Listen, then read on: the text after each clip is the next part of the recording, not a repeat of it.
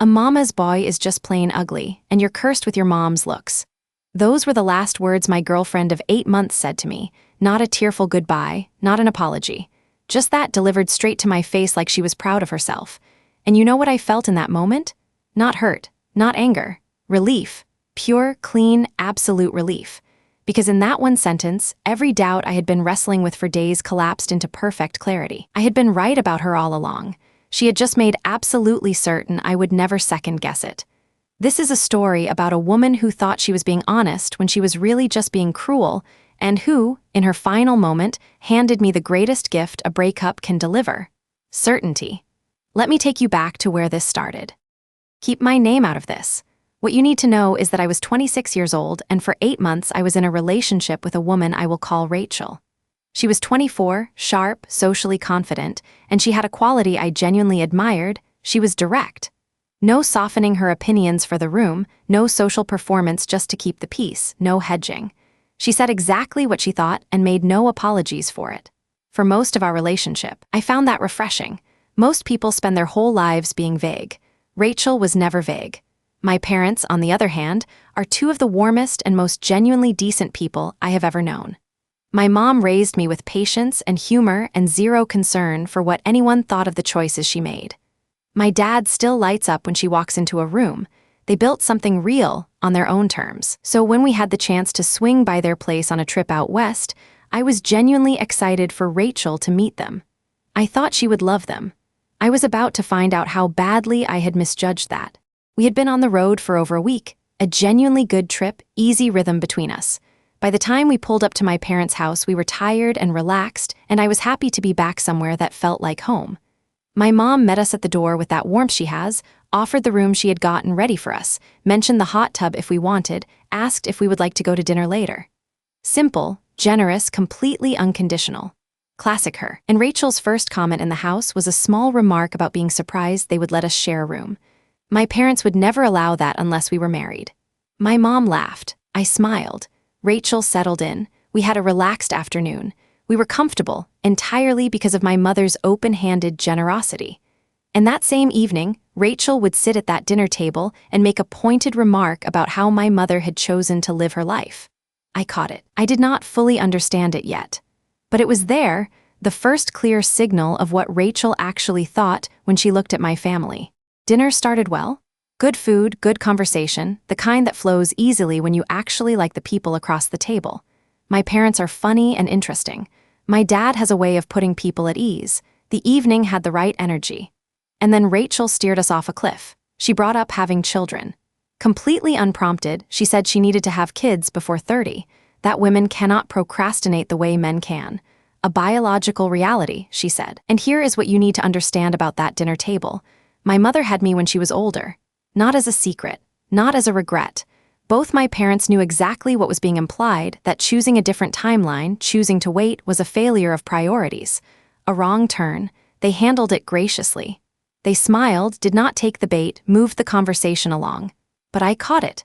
That deliberate edge in her timing. That precision in how she had worded it. This was not nervous small talk from someone trying to fill silence. This was a statement, dressed up as dinner conversation, delivered with a smile, aimed directly at a woman who had given Rachel absolutely nothing to deserve it. Here is where the story gets almost darkly funny, and I need you to really sit with this. That same night, in the bedroom my mother had prepared for us, in the home of the woman Rachel had just implicitly criticized for her priorities, Rachel had absolutely no complaints. No crisis of conscience. No moment of pausing to consider the contradiction sitting directly in front of her. She had accepted the hospitality without hesitation.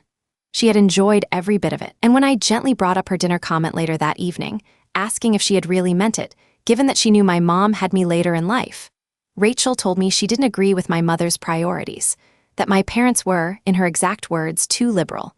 I want you to hold onto that word. Liberal, said by a woman who had just spent an afternoon enjoying every single thing my apparently too liberal mother had offered her: the room, the warmth, the welcome. She accepted all of it, criticized the source of it, and apparently saw no contradiction there whatsoever. We flew home the next day. I told myself I needed to think.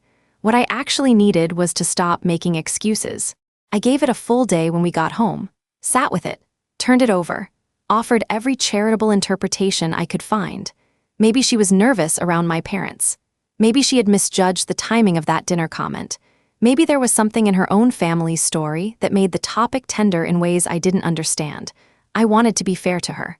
I genuinely cared about Rachel, and I did not want her to react without understanding. So I went to her apartment and I laid it out simply.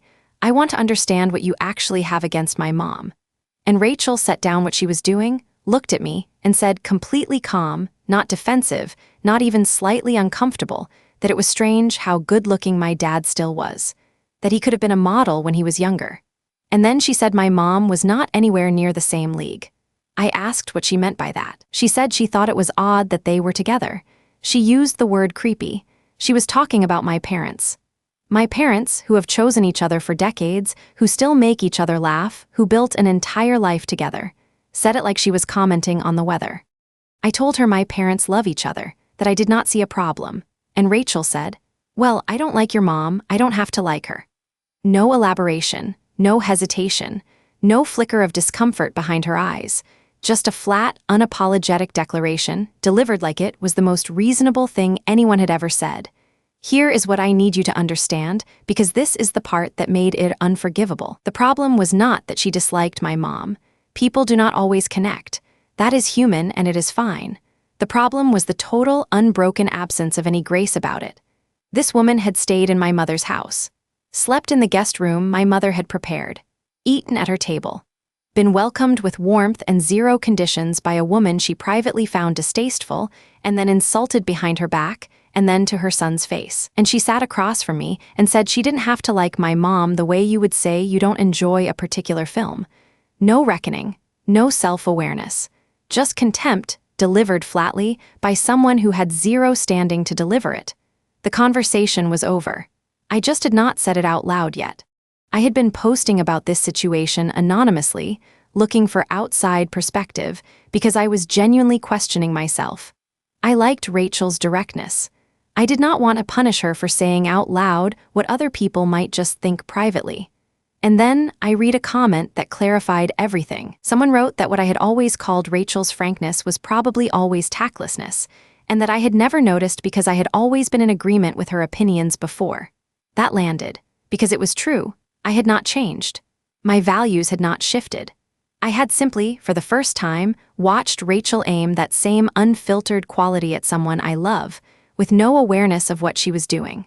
No remorse once she had done it. No moment of wondering whether she might be wrong.